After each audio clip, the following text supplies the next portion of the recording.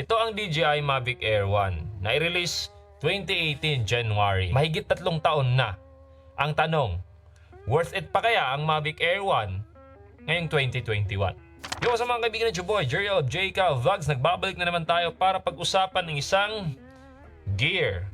And this right here is the Mavic Air 1, DJI Mavic Air 1. Yun nga, ang tanong kung worth it pa kaya itong drone na to ngayong 2021. Well, kung isa ka sa mga taong nagbabalak bumili ng drone or mag-upgrade ng kanilang Mavic Air 1, panoorin mo muna ang video na to, baka magbago yung isip mo. Pero just a disclaimer lang, yung mga sasabihin ko dito is based on my personal opinion and my usage sa drone na to, at saka sabihin na natin coming from a hobbyist standpoint. So with that out of the way, simulan natin yung tanong kanina, kung worth it pa kaya ang drone na to ngayong 2021? Well, ang sagot dyan, yes. Now, kung bakit ko nasabing worth it ang drone na to, meron akong 3 rason. First and foremost, this drone right here, di siya yung pinakamaliit na drone right now sa market. Hindi din siya yung pinakamalaki. So, right in the middle lang. For reference, ito yung kamay ko. Ganyan kalaki.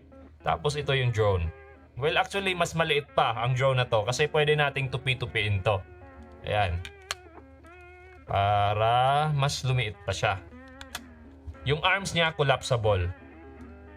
So, bale, yun, side by side sa kamay ko. So, napaka-handy ng drone na to sa mga travels natin, or personally, ako gumagamit ng motor, nilalagay ko lang to sa U-box ko. So, ang timbang nga pala ng drone na to is around 430 grams. Yung Mini 2 saka Mini, around 249 grams. So, hindi nga siya. So, gaya ng nasabi ko kanina, hindi siya yung pinakamaliit na drone. But, still portable enough para madala natin kung saan man tayo gustong pumunta. So, bale, ito yung official case ng Mavic Air. So yan, pwede natin ilagay. Yan. Tapos ito yung bag niya. Official bag niya.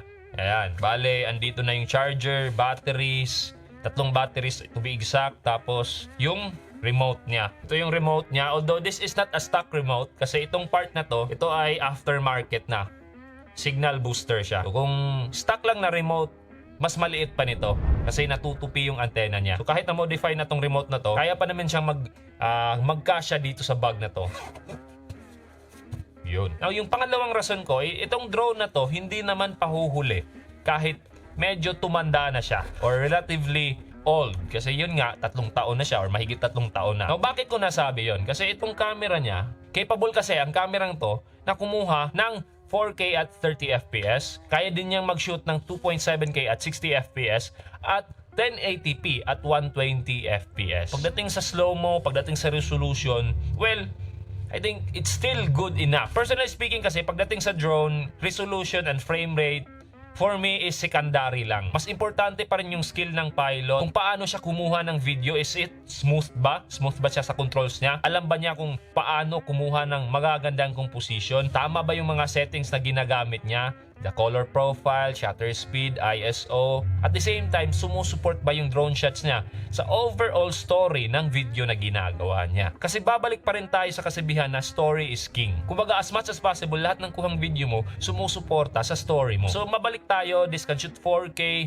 1080p, 2.7K. Saka meron din siyang color profile na Cine D, which is a flat color profile na madali kong i-match dito sa kamerang ginagamit ko, itong Lumix J85, kasi parehas sila ng color profile. Flat color profile, mas maganda siyang i-color grade. Although wala siyang 1-inch na sensor, itong camera to, hindi siya 1-inch na sensor, hindi din siya nagsushoot ng 10-bit. For me personally, on my usage, kung nasa social media lang naman ipopost natin yung mga videos natin, hindi naman night and day difference yung 1-inch na sensor dito sa sensor na 1/2 sa kamerang to or sa drone na to. Siguro yung advantage ng Mavic Air 2S, makikita natin kung low light na, which is hindi naman yun yung tipong mga shots na ginagawa ko. Kasi I'm more of a golden hour guy. Kung sa araw ka naman nagsushoot, maliwanag na maliwanag, hindi gaano magiging dihado to. Kasi good lighting naman. So aside from that, kaya din niya mag-shoot ng decent enough na mga photos. Hindi ganun kataas yung megapixel niya, pero for social media consumption, goods na rin. Now, aside sa camera niya,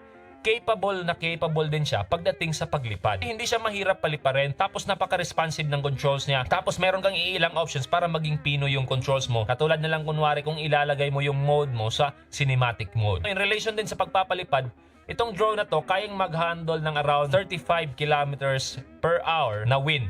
So yun yung maximum wind tolerance niya. So kung mas malakas pa doon, huwag mo nang paliparin yung drone mo. But personally speaking, naranasan ko tong paliparin sa tabi ng dagat. Talagang nagsisway yung dahon ng niyog. Pero so far, hindi naman ako pinahiya. So yun yung isang advantage din nito kasi talagang capable siya. And as far as I know, this drone can reach to 68 kilometers per hour kung nasa sports mode ka. Part din ng feature ng drone na to is yung mga vision sensors niya. Merong forward, merong backward, saka merong downwards. So, ito yung forward niya, ito yung backwards niya, tapos yung downwards niya dito. So, itong mga sensor na to, tumutulong siya para sa obstacle avoidance feature ng drone na to. So, in case man merong puno sa harapan, merong puno sa likuran, or merong tatamaan sa baba, hihinto ang drone mo as long as naka-enable yung obstacle avoidance. Unless na lang siguro kung medyo madilim na, saka naka-sports mode ka. Kasi di nagagana yung obstacle avoidance doon. Yung pangatlong rason is yung presyo niya. Kasi ngayon, nakikita ko nakapost sa market or sa mga buy and sell na groups. Ang presyo niya, with the Fly More combo, yung Fly More combo, meron kang drone, meron kang 3 battery, remote control, saka yung charger niya, charging hub, nasa around 20,000 to 30,000 na lang. Na napakamura na lang kasi ang presyo nito, kung di ako nagkakamali, nung na-release, around 50 to 60,000. So napakataas ng binaba niya. Now for reference, itong action camera, katulad nito, which is the Insta360 1R Twin Edition, ang presyo nito ngayon is around 28,000 pesos. Kasi sa pagkakaalam ko din, wala ka nang mabibili brand new nito ngayon kasi meron na ngang Mavic Air 2, Air 2S, Mavic Mini 2, saka yung mga mataas na Mavic 2 series. So, in terms of presyo, talagang sulit na sulit. Now, after mentioning all the positive things, dapat ko ring i-mention na itong drone na to, although yung capability niya as per specs, kayang umabot ng 10 kilometers. Pero, on my personal usage, hindi ko pinalalagpas ng 1 kilometer or right around 1 kilometer lang ako nagpapalipad. Bihira nga lang umabot ng 1 kilometer. Kasi ang drone na to, naka-wifi yung signal na madaling maapektuhan ng mga interference, lalong-lalo na kung nasa highly urbanized area ka nagpapalipad. Pero meron naman siyang workaround. Yun nga, meron akong booster, taka pwede din siyang gamitan mo ng FCC mode para mas maging stable or mas maging maganda yung signal niya even if medyo nasa urbanized area ka. Now, pagdating sa personal usage ko naman kasi, nagmumotor ako, pumupunta ako sa isang lugar, and mostly, hindi sa syudad, hindi sa mga urbanized area, kundi sa mga bundok or mga yung talagang countryside na wala namang masyadong interference, so wala akong problema pagdating sa signal. So yun yung isang bagay na dapat nyo ring malaman. At least aware kayo dyan na yun yung medyo nagkulang itong drone na to. So sa personal usage ko naman, wala naman akong naging problema. At saka alam ko rin naman yung limitation ng drone na to. So I guess hanggang dito na lang siguro ang ating video. I hope makatulong to sa mga nagbabalak bumili ng drone or mag-upgrade ng kanilang drone. Maybe pagpaliban nyo lang muna. You can still keep this one kasi capable na capable pa rin siya or worth it pa rin ang drone na to ngayong 2021. Again, this is your boy Jeriel of Jacob Vlog saying you bye-bye!